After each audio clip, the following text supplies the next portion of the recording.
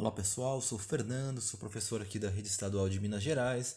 Estamos estudando para o concurso de professor da Bahia, ok? Hoje vamos responder uma questão aqui do concurso de professor do Espírito Santo, que teve a banca organizadora FCC, a mesma banca organizadora do concurso da Bahia. Portanto, a questão 48 diz o seguinte: antes da chegada dos europeus, os incas haviam constituído um grande império no continente americano, que opção A: atingiu sua maior extensão após incorporar os territórios do Império Maia, estabelecendo a partir de uma sede em Cusco uma grande rede de estradas de norte a sul da região e um eficaz sistema de comunicação por meio de mensageiros. B: era por eles denominado Taiwatsuyo e se mantinha sob forte centralização política e grande unidade territorial por meio de um rígido sistema de leis e cobrança de um imposto denominado mita sobre todos os povos dominados, pago com dinheiro, mercadorias ou escravos. C: era governado por uma nobreza incaica que resistiu militarmente à conquista espanhola durante décadas, sem ceder a propostas de alianças ou acordo de paz até o assassinato do seu último imperador, Tupac Amaru II. D: se estruturou a partir da economia de subsistência, valendo-se da pesca e da colheita abundantes na região, e de um forte componente religioso e identitário, o culto ao Inca, considerado a principal autoridade de divindade. E foi precedido na região andina pelo Império Tiahuanaco Huari e foi composto por uma grande diversidade de culturas correspondentes e diferentes etnias. Pois bem, pessoal, vocês pausem o vídeo e eu já volto com a resposta correta. Pois bem, pessoal, a alternativa correta é a letra E. Tá bom, pessoal? Então, assim, a princípio, vamos tentar, né, analisar quais estariam erradas e depois a gente vai falar um pouquinho sobre os incas, tá bom? Então, a questão aí do atingiu sua maior extensão após incorporar os territórios do Império Maia. Não, pessoal, eles não incorporaram aí a questão do Império Maia, tá bom? O Maia é outra região, tá bom? Era por eles denominado Taiwatsu e se mantinha sob forte centralização política. Isso é verdade. E grande unidade territorial por meio de um rígido sistema de leis. Pessoal, a questão, desculpa, eles serem denominados Taiwatsuyo, isso é verdade, mas eles não, essa questão de manter uma forte centralização política, esse é o detalhe que torna a questão incorreta, tá bom? Eles não tinham uma forte centralização política, apesar que eles cultuavam o Sapa, Inca, que a gente vai ver depois, mas eles tinham uma variedade de povos, ok? C. O que está errado aqui? Era governado por uma nobreza incaica que resistiu à conquista espanhola durante décadas sem ceder a propostas de alianças ou de acordo de paz até o assassinato de seu imperador Tupac Amaru II. Pessoal, esse Tupac Amaru II não foi um período posterior. Foi uma revolta que aconteceu dos indígenas lá contra os espanhóis, lá por volta de 1780, tá bom? Esse Tupac Amaru II é o José Gabriel Condorcanqui, tá bom? Condorcanqui. Então é outra história, tá bom? E a C, se estruturou a partir de uma economia de subsistência. Não, os incas tinham uma forte agricultura, né?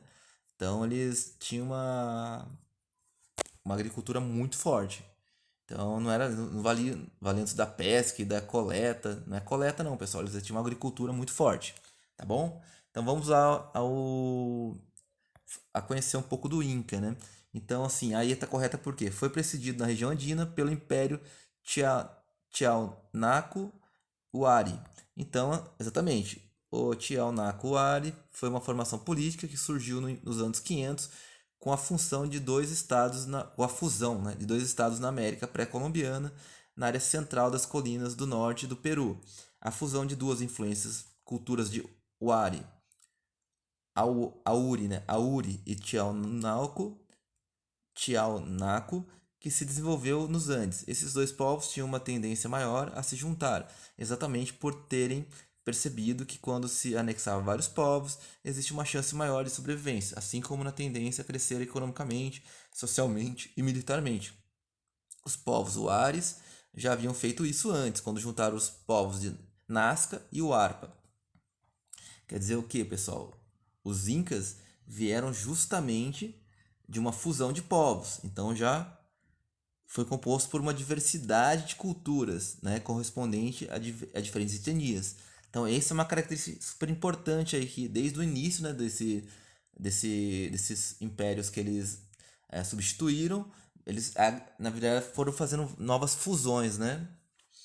Então, assim, vamos rapidamente falar algumas características incas para poder fechar o vídeo aqui, tá bom? Os incas construíram um império que era baseado em um sistema de governo conhecido como teocracia. Nesse sistema político, o governo sofre influência das crenças religiosas. No caso dos incas, o Sapa Inca era visto como um descendente do sol e por isso possuía poderes irrestritos. Os poderes do Sapa Inca chegavam inclusive a interferir na vida das pessoas e a determinar quando poderiam casar, viajar e mudar para outras áreas do império. Ok? Além da grandiosidade territorial, o Império Inca era caracterizado pela grande diversidade de povos e de culturas denominadas pelos Incas Quechuas. Estima-se que o Império Inca possuísse em torno de 6 a 10 milhões de habitantes. Nesta vasta população, existiam pelo menos 30 idiomas diferentes. A base da economia era a agricultura, que produzia tudo o que os incas possuíam. A alimentação baseava-se no milho e na batata. No entanto, os incas também produziam grandes quantidades dos itens como algodão e pimenta. A fertilidade da agricultura dos incas era resultado do uso de uma técnica conhecida como curvas de nível. Ok, pessoal? A produção agrícola era realizada nos ailus, que consistiam em uma unidade social na qual um grupo de pessoas cultivava um determinado pedaço de terra.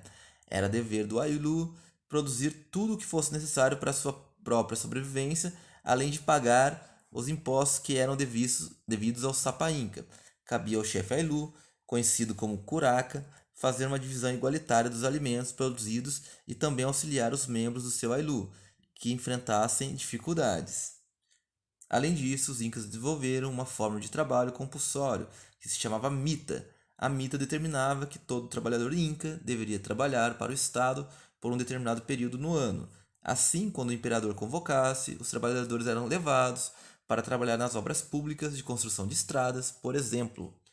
Pessoal, então é isso que eu queria apresentar aqui sobre os incas, esses detalhes que ajudam a gente a responder melhor a questão, né? Observando aí os detalhes e compreendendo que a letra E está correta, tá bom? Então, um abraço, até a próxima.